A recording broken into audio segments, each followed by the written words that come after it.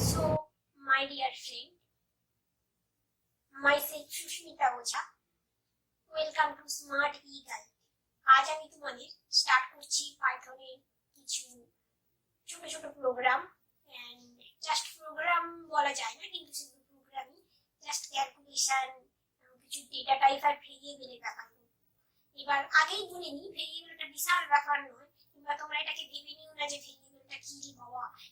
এখানে just variable ভীষণই simple এবং ডেটা টাইপও ভীষণই সিম্পল।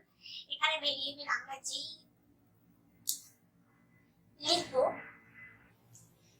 সেখানে কিন্তু সঙ্গে সঙ্গে আমাদেরকে ইন্ট, স্ট্রিং, ফ্লোট এসব কিছু দেওয়ার দরকার নেই।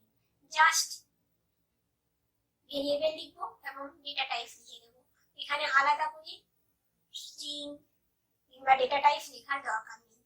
আর এখানে ভেরিয়েবলটা প্রকৃত হচ্ছে একটা টেম্পোরারি স্টোরেজ, জাস্ট মেমোরিতে স্টোর রাখার জন্য যে লোকেশনে রেখেছি সেটার নাম ভেরিয়েবল। ভেরিয়েবলটা জাস্ট এখানে এক্স দিচ্ছি, মানে এখানে এক্স একটা ভেরিয়েবলের নাম, এবং এটাই জাস্ট একটা ভ্যালু অ্যাসাইন থাকবে, আর কিছুই নয়। বেশি কিছু মাথায় নিতে যেও না কিংবা ভেবো না, কারণ বেশি কিছু নিতে গেলে অলরেডি ভুলে যাবে। কারণ আমি এটা বিগিনার্সদের জন্য বানাচ্ছি, জাস্ট যারা নতুন ফ্রেশার, জাস্ট শিখতে চাইছে, প্রোগ্রামিং এ আসতে চাইছে, আমি সাজেস্ট করবো তোমরা ফার্স্ট প্রোগ্রামিং পাইথন দিয়ে শুরু করো। পাইথন নাম্বার 1 এসে গেছে 2019 এ, পাইথন নাম্বার 1। তো সেক্ষেত্রে পাইথনই শেখো। পাইথন ভেরি ইজি, খুব সহজেই আসতে পারবে প্রোগ্রামিং এ। সবাইকেই সাজেস্ট করছি, তারপরে সবাই যে যার মতো যে লাইনে যেতে চাও সেভাবে যাও, কিন্তু প্রায় প্রোগ্রামিং শিখতে চাইলে, প্রোগ্রামিং জগতে আসতে চাইলে পাইথন আগে। তো সেই কারণে আমি একদম ছোটরাও শিখতে পারবে এবং যারা নতুন প্রোগ্রামিং এ আসছে তারা শিখতে পারবে, সবার জন্যই আমি শেখাচ্ছি। তো এবার যা স্টার্ট করছি, নরমাল ইন্টারপ্রিটার যেটা নিজস্ব ওদের এডিটরটা আছে সেল ওর উপর করছি। তো এখানে যাই, এবার আইডি এডিটর হচ্ছে নিজস্ব ইন্টারপ্রিটার এডিটর। এখানে ডাইরেক্ট আমরা প্রোগ্রাম লিখে এক্সিকিউট করতে পারি। এখানে রানে এসে পাইচার্মের মতো লেখা দরকার, আমি পাইচার্ম পরে দেখাবো। এখন জাস্ট এখানে ছোট ছোট প্রোগ্রাম আমি দেখাচ্ছি। তো আমি এখানে x is equal to 9 দিলাম, তারপরে দিলাম ধরো স্যালারি, কারণ স্যালারিটা ফ্লোটে আমরা সবসময় দেখতে পাই। তো সেক্ষেত্রে দিচ্ছি .0। তো এখানে এক্সট্রা কি, এখানে এক্সট্রা ভেরিয়েবল, আর ইজিক্যাল টু পরে যে 9টা দিয়েছে এটা ভ্যালু। 9টা ভেরিয়েবলের মধ্যে স্টোর আছে, এক্সট্রা একটা স্টোরেজ টেম্পোরারি মেমোরির মধ্যে স্টোর আছে। আর স্যালারিটাও সেম, কিন্তু আমি এখানে জানবো এটা কি ডেটা টাইপ আছে। যারা নতুন তারা তো বুঝতেই পারবে না যেটা কি ডেটা টাইপে আছে। তো আমি তার জন্য তোমাদের বলে দিচ্ছি কিভাবে টাইপটা দেখবে। টাইপ ব্র্যাকেটের মধ্যে লিখবে যে ভেরিয়েবলের নাম, সেটা যে টাইপটা খুঁজতে চাইছো, যার টাইপ খুঁজতে চাইছো তার ভেরিয়েবলের নাম। তো এই ক্ষেত্রে এক্স, আমি এক্স এর টাইপ খুঁজতে যাচ্ছি, তারপরে এন্টার প্লাস ইন্ট। এক্সটা কিন্তু ইন্টে আছে, তো ইন্ট। এরপরে আসি স্যালারি, স্যালারি দেখব, টাইপ সেই সেম, আর এখানেও স্যালারি।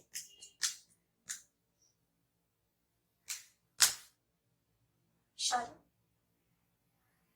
টাইপটা লেখা হয়ে গেছে আমার।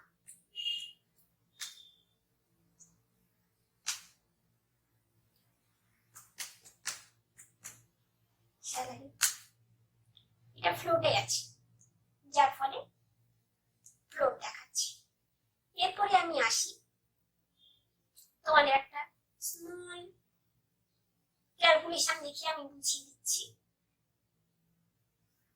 এই ধরো 1 নয় 2 প্লাস 3, 3 আর 2 5 হয়, ইন্টু 9। এবার আমি যখন দেখাবো 29 আসছে, কি করে করে আসছে, 2 সঙ্গে 3 যোগ করলাম, তারপরে ইনটু করলাম, 9 আসছে, অলরেডি ফুল আসছে। তো এবার আমি কি করব, ব্র্যাকেটের মধ্যে লিখতে হবে যে ভ্যালুটার আমি ফার্স্ট চাইছি যেটা অ্যাড হবে, তারপরে গিয়ে পরেরটা হবে একটার পর একটা। তো সেক্ষেত্রে আমি কি করব, 2 + 3 ব্র্যাকেটের মধ্যে লিখে দিলাম, তারপরে ইনটু দিয়ে 9, এবার কিন্তু 45 আসছে। এবার রাইট অ্যান্সার। এই দুটোকে আলাদা, এর আগে কি করছিল না, দুটোর ভ্যালু নিয়ে অ্যাড করছিল, তারপর এটা করতে পারছিল না, যাই হোক একটা দেখিয়ে দিচ্ছিল, কিংবা তিনটেকে একসঙ্গে অ্যাড করে দিচ্ছিল, এমনও করছিল। তো যার ফলে কিছু একটা ওদের ইন্টারপ্রেটারের প্রবলেম আসছিল, তিনটাকে একসাথে করায় বুঝতে পারছিল, যেটা রুলস সেটা আমি ফলো করলাম। রুলস এটাই, ব্র্যাকেটের মধ্যে ফার্স্টটাকে রাখতে হবে, সেকেন্ডটাকে আলাদা রাখতে হবে, আগে ব্র্যাকেটটাকে নিবে তারপরে কি পরেরটা নিবে। তো সেভাবে করতে গেল। এরপরে আমি আরেকটা দেখাই, এর আগে তুমি যদিও দেখিয়েছি, কিন্তু যদি তোমরা ভুলে গিয়ে থাকো তাই আমি বলে দিচ্ছি, যেহেতু আমি ডেটা টাইপ বলছি তাই। এখানে 6 ডিভিশন করছি, কারণ 3 ফ্লোটে আসছে, এটা কারণ ভাগ মানেই হচ্ছে, ডিভিশন মানেই হচ্ছে এখানে একটা অ্যানসার থাকবে আর একটা রিমাইন্ডার থাকবে।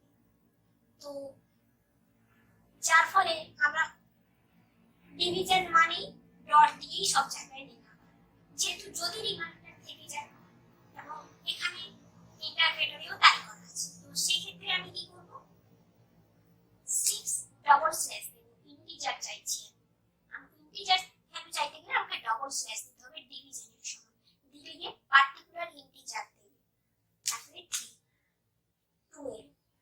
এবার ইন্টিজারটা বুঝতে পারবো। এরপরে আমি দেখাই তোমাদের, আবার ভেরিয়েবলেই আসছি, এখানে x এর ভ্যালু আমি বের করব, y এর ভ্যালুটা বের করব, আমি x এ 2 লিখেছি, আর এখানে equal to y equal to x plus 3 print করব y এর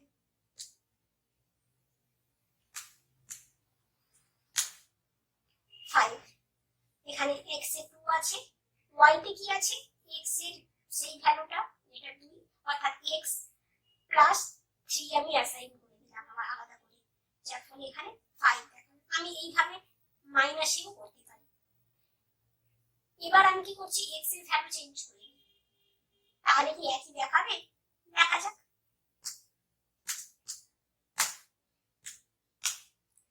y is equal to x plus 3 টা আমি সেই একই রাখছি, 3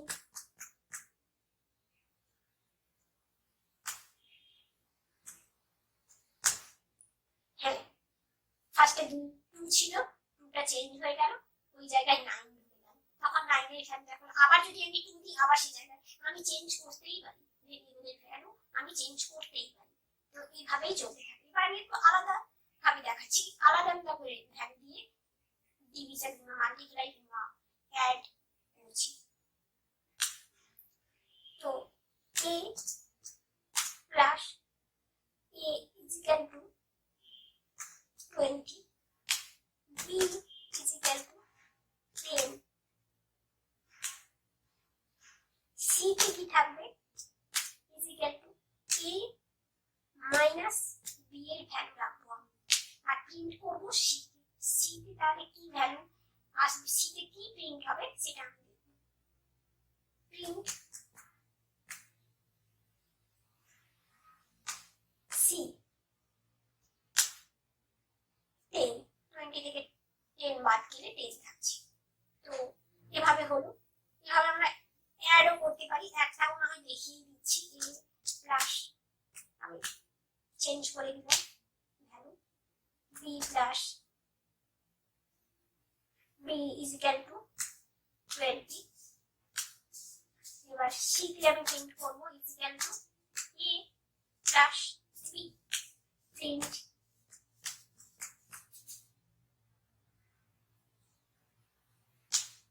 প্রিন্টটা কিন্তু একটা মেথড, সেই মেথডের মধ্যে যেটা লিখবো সে প্রিন্ট করে দেখাবে। এবার কি আসবে, প্রিন্ট এর মধ্যে আমি সিটা রাখলাম,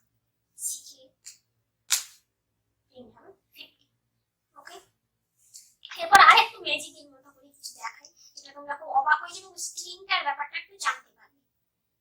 তো এবার দেখাচ্ছি আমি নর্মাল ফার্স্ট প্রোগ্রামের আগেই দেখিয়েছিলাম হ্যালো ওয়ার্ল্ড, সেটাকেই প্রিন্ট করছি। প্রিন্ট। তো ডাবল কোটও ইউজ করতে পারি, সিঙ্গেল কোটও ইউজ করতে পারি। আমরা এত শিফট টিপে ডাবল কোট টিপে যাবো কেন? সিঙ্গেল কোট যেখানে ইউজ হবে সিঙ্গেল কোটই ইউজ করি, যেখানে সিঙ্গেল কোট ইউজ হচ্ছে সেখানে কেন ডাবল কোট আবার শিফট টিপে দিতে যাব? তো সেই ক্ষেত্রে সবাই তাই করে, কিন্তু একটা প্রবলেম আছে, এটা দিতে গেলে সব ক্ষেত্রে চলবে না। তো সেটাই আমি তোমাদের দেখাচ্ছি। আমি ফার্স্টে সিঙ্গেল কোটই তোমাদের দেখাচ্ছি। সিঙ্গেল কোটে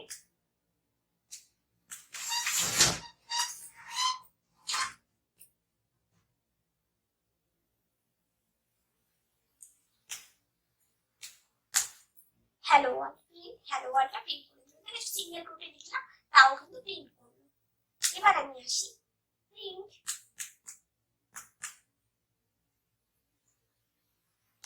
সিঙ্গেল কোটেই দিচ্ছি।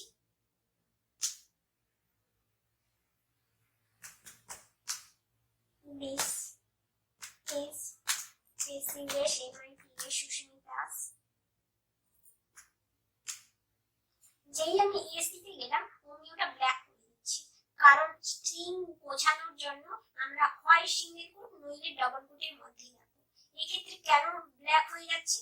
কারণ ও বুঝতে পারছি না একটা অলরেডি কোট বসে গেছে ওখানে। সুস্মিতাস লিখতে গিয়ে আমি কিন্তু আগে এসে আগে একটা কোট ওইটুকুকেই স্ট্রিং ভাবে ঢুকছে, এরপরে ঢুকছে না। এরপরে লিখতে গেলে আমাকে কমা দিয়ে আবার সিঙ্গেল কোটের মধ্যে কিংবা ডাবল কোটের মধ্যে লিখতে হবে। তো সেক্ষেত্রে এই প্রবলেমটা সলভ কি করে করবো আমরা?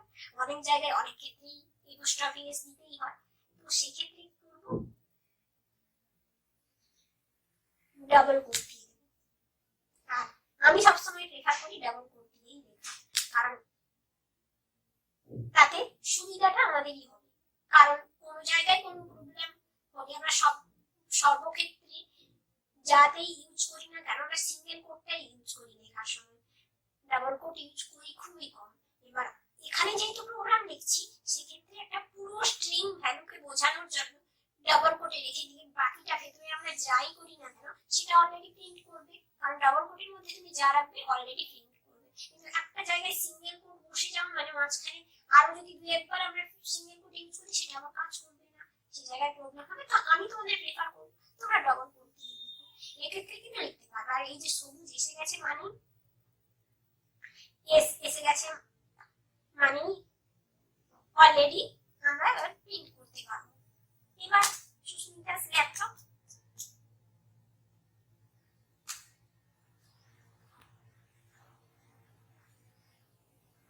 এটাকে প্রিন্ট করি। This is Susmita's laptop. এই যে প্রবলেমটা ফেস করার জন্য আমি বললাম কি কি করতে হতো এবং তার সলভ কি, এটা দেখতে পেলে পাচ্ছি না। কিন্তু তোমাদের তো যেহেতু তোমাদের ফার্স্ট দিন এবং এইটুকু শিখলে ভেরিয়েবল কি, ভেরিয়েবল বেশি কিছু মনে রাখার দরকার নেই, বলেই দিচ্ছি বারবার, জাস্ট একটা স্টোরেজ টেম্পোরারি। আর এখানে ডিফাইন করার দরকার নেই এটা ইন্ট কি ফ্লোট স্ট্রিং ডাবল এসব কিচ্ছু না। এখানে ডেটা টাইপ বেশি কিছু নেই, এখানে আছে ইন্ট আছে, ডাবল আছে, সবগুলোই আছে, ইউজ করতে হয় না, মনে রাখতে হয় না, ইন্টটা ছাড়া স্ট্রিংটা ছাড়া বেশি কিছু মনে রাখতে হয় না। আর অন্যান্য যেসব ডেটা টাইপগুলো আছে ট্যাপেল আছে, রো আছে, ডিকশনারি আছে, এগুলো আলাদা, লিস্ট আছে, এগুলো আলাদা, এগুলো আলাদা আলাদা করে আমি এক একটু করে বোঝাবো। আজ পুরো বোঝাতে গেলে তোমরা বুঝতে পারবে না, একদিন তো সব বোঝানো যায় না, একদিন তোমরা বুঝতেও পারবে না।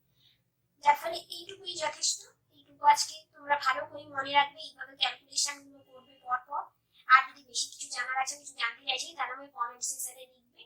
কমেন্ট করতে ভুলো না, কমেন্ট করবে, টাইপ করা শুরু করবে, টাইপ করবে। ভালোভাবে প্রোগ্রামিং এর জগতে আসতে গেলে কিন্তু টাইপ করতে হবে, প্রচুর প্র্যাকটিস করতে হবে। আর আমি চাই না তোমরা এই জাতা ভাবে কোডিংটা করো কিংবা টুলস এর মাধ্যম দিয়ে এই কাজ করো, তোমরা পার্টিকুলার প্রোগ্রামিং এর উপর করো, ভীষণ ভালোভাবে আইটি ওয়ার্ল্ডে ঢুকতে পারবে। আমি এটাই সাজেস্ট করবো, তোমরা টাইপ করো, লিখো। আর দ্বিতীয় বলবো আমার ভিডিওতে কমেন্ট করবে, সাবস্ক্রাইব ভালো লাগলে করবে, লাইকও তাই। কিন্তু কমেন্ট করতে ভুলো না, যে জায়গা ভালো লাগেনি সেটাও করবে। আমি নেগেটিভ কমেন্টে কিচ্ছু মনে করবো না, পজিটিভ কমেন্টও আমার খুব ভালো লাগবে। তার বলে এটা নয় যে যা তা নেগেটিভ কমেন্ট করতে লাগবে, যেটা তোমার ভালো লাগেনি এই পড়ার মধ্যে সেটা করবে। আর আমি যে ভীষণ একটা ভালো রকম শিখে এসে তোমাদের শেখাচ্ছি তা নয়, আমিও ভীষণ খারাপ একটা ব্যাকগ্রাউন্ডের স্টুডেন্ট, আমি কোনো বিশাল ফার্স্ট টপ করা স্টুডেন্ট নই, আমি খুবই সাধারণ স্টুডেন্ট, কিন্তু আমি প্রোগ্রামিং এ আসতে পেরেছি, তোমাদের শেখাতে পেরেছি, নতুন নতুন কিছু প্রতিদিনই আমি তোমাদের শেখাতে চাই এবং প্রতিটা ভিডিওতে আমি নতুন কিছু নিয়ে আসবো, তোমাদেরকে ভীষণ হেল্প করবো। অনেক রকম প্রোগ্রামিং ল্যাঙ্গুয়েজ আমি শেখাবো। ফার্স্ট কেন পাইথন শেখাচ্ছি, তার কারণ 2019 এ প্রোগ্রামিং ল্যাঙ্গুয়েজে টপ ল্যাঙ্গুয়েজ পাইথন, আর তাই আমি ফার্স্ট পাইথন দিয়েই শুরু করছি। আমি চাই তোমরাও পাইথন দিয়ে শুরু করো, যারা বিগিনার্স, যারা প্রোগ্রামিং এ পা রাখোনি, জাস্ট পা রাখতে চাইছো, তারা কিন্তু পাইথন দিয়ে শুরু করো, খুব ইজিলি প্রোগ্রামিংটা শিখতে পারবে। আমি সাজেস্ট করছি তোমরা পাইথন দিয়েই পাইথনটাই শেখো। আর আমি এইভাবে প্রতিদিন অল্প অল্প করে প্রোগ্রামিং শেখাবো আর পাইথনটা শেখাবো। আর এইভাবেই তাহলে আমি নেক্সট ভিডিওতে আবার আসবো।